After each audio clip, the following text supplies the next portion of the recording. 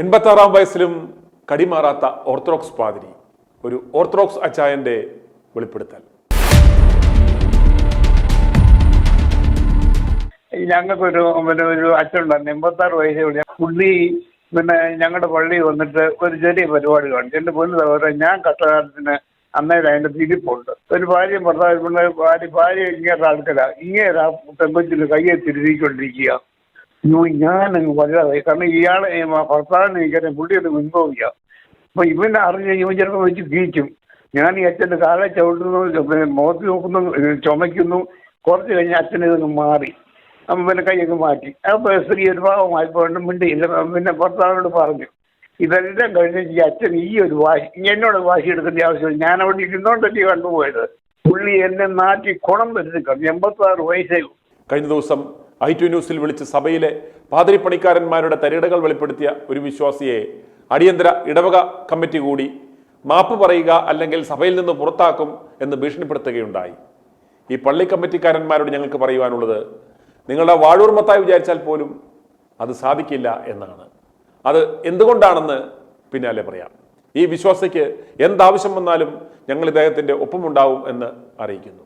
മെത്രാന്മാരുടെയും പാതിരിപ്പാമ്പുകളുടെയും അടിമകളായ ഇടവകയിലെ പ്രാഞ്ചികൾക്ക് ഇടവക ജനങ്ങൾ ഇപ്പോൾ ഒരു പട്ടിയുടെ വില പോലും കൽപ്പിക്കുന്നില്ല. ഈ പാതിരിയുടെ കാര്യം പോട്ടെ, നിർണ ബിഷപ്പും ഞങ്ങളുടെ സ്വർഗാനുരാഗികളുടെ ക്ലബിലുണ്ടെന്ന് ഒരു പാതിരി വെളിപ്പെടുത്തിയ ന്യൂസ് ഞങ്ങൾ കൊടുത്തത് നിങ്ങൾ മറന്നിരിക്കുവാൻ ഇടയില്ലല്ലോ. പരുമലയിലെ സ്വർഗാനുരാഗിയായ ഒരു പാതിരിയെയും സംരക്ഷിച്ചിരുന്നത് ഈ നിർണ ബിഷപ്പായിരുന്നു. അതിൻ്റെ എല്ലാ വിശദാംശങ്ങൾ പിന്നാലെ. ഇനി ഒരു ഓർത്തഡോക്സ് അച്ചായന്റെ വെളിപ്പെടുത്തൽ കേൾക്കുക. പത്തനംതിട്ട ജില്ല അയിരൂർന്നാണ് വിളിക്കുന്നത്.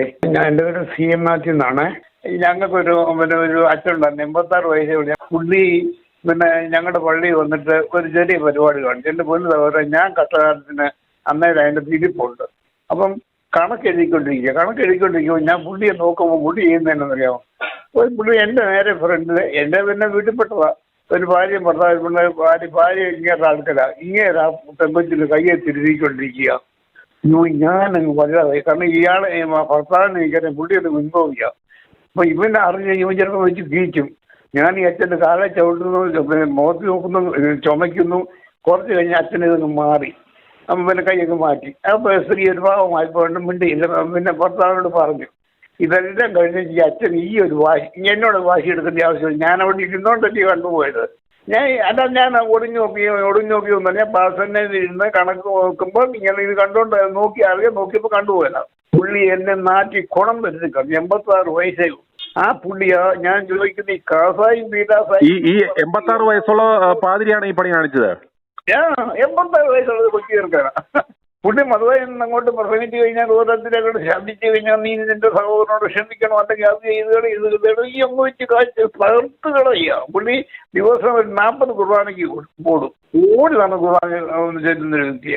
കൊള്ളാവുന്ന റംബാസിനൊക്കെ പുള്ളിയുടെ കൂട്ടുണ്ടായിരുന്ന പ്രാർത്ഥന ചെയ്തോടെ അതൊക്കെ പറഞ്ഞുകൊണ്ടാണ് പുള്ളി ഇങ്ങനെ ഷൈൻ ചെയ്യുന്നത്. അല്ല, ഇവരൊക്കെ കുമ്പസാരിക്കും, പെണ്ണുങ്ങളെ കുമ്പസാരിക്കും. ഇവർ കണ്ണു ഓർമ്മയായിരിക്കും. ഏതാ എൻ്റെ പൊന്നു പറയാം, എനിക്ക് എൻ്റെ മനസ്സ് വലിയൊരു വിമിഷ്ടം. നമ്മുടെ ആ ചെങ്ങന്നൂരെ തിരുമേനി, അദ്ദേഹത്തിന്റെ ആദ്യകാലങ്ങൾ ഞങ്ങളുടെ പള്ളിയിൽ അന്നൊരു പഴയ പള്ളിയായിരുന്നു, ഒരു അടക്കത്തിനൊക്കെ കൊണ്ടുവന്നിട്ടുണ്ട്. അതെന്തായാലും അദ്ദേഹം അങ്ങനൊന്നും പിന്നെ ആക്സിഡന്റിൽ മരിക്കുന്ന ഒരു വ്യക്തിയൊന്നും അല്ല. എനിക്ക് അദ്ദേഹത്തെ എൻ്റെ അറിവനുസരിച്ച് അറിയാം. ഈ തിരുമേനിയുടെ കാര്യം ഞാൻ പ്രതിക്കൊന്ന് അടക്കിക്കട്ടെ. ഇനിയിപ്പോ ഞാൻ ആദ്യം തിരുമേനിയുടെ ബ്രദറിനെ സിസ്റ്ററിനെയും പോയി കാണും. കാരണം അല്ലെങ്കിൽ അദ്ദേഹം വന്ന് ബാബാണ്ടിയെ അതാ വിഷയം. അതെനിക്കറിയാം. കാരണം അങ്ങേര് നട്ടേണ്ട ഒരു വ്യക്തിയായിരുന്നു. അത് അതിനങ്ങനെ കൊന്നു കളഞ്ഞതാ. ഒന്ന് പൊക്കണം എന്നൊരാഗ്രഹമാണ്. കാരണം ഞാൻ പറയുന്നത്, ഇപ്പം താങ്കളെ കൊന്നേറ്റ് ഞാൻ അത് കസേര കയറിയിരിക്കുക. ഇതൊരു ആത്മീയ വിഷയമില്ല. അപ്പൊ ഇവർക്ക് ദൈവമില്ലെങ്കിൽ ഇവര് നമ്മളെ എവിടോട്ടായി കൊണ്ടുപോകുന്നേ? നമ്മുടെ ഈ പോക്ക് തന്നെ എന്തുവാ ഇത്? ഈ ചിലർ ഇപ്പോഴത്തെ ധാരണ ഡെലിവറിക്ക് 500 രൂപ കൊടുക്കാൻ നല്ലതാണ്, സ്വർഗത്തിൽ പോകാം, അല്ലെങ്കിൽ അച്ഛൻ എന്തെങ്കിലും കൊടുക്കാൻ. ഇത് ഇവരെ അങ്ങോട്ട് വഷളത്തരം കാണും. എനിക്ക് താങ്കൾ വളരെ നൈറ്റ് വേർഡ് വല്ലാതെ കേൾക്കുന്നുണ്ട്. എനിക്ക് മനസ്സിലാവും.